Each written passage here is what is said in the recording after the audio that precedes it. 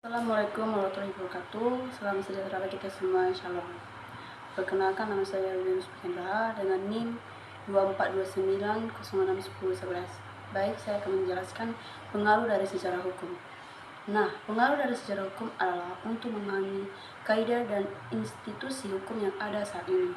Sejarah hukum juga dapat membantu untuk menguraikan dan memperkirakan kepentingan masalah etis, kebijaksanaan umum, dan nilai.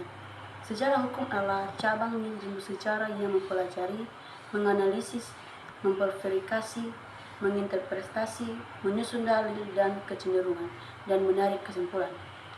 Beberapa contoh pengaruh sejarah hukum di Indonesia antara lain: 1. Indonesia menggunakan sistem hukum Belanda karena pada saat itu Indonesia merupakan negara jajahan kolonial Belanda. Kedua, hukum di Indonesia telah terpengaruh oleh hukum dari Belanda sejak zaman Orde Lama hingga sekarang. Ketiga, sejarah hukum perdata Indonesia dapat dibagi menjadi beberapa zaman, antara lain zaman Belanda, Jepang, kemerdekaan, dan reformasi.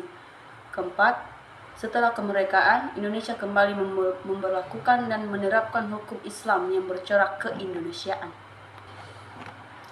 Oke, saya akan menjelaskan tentang filsafat hukum.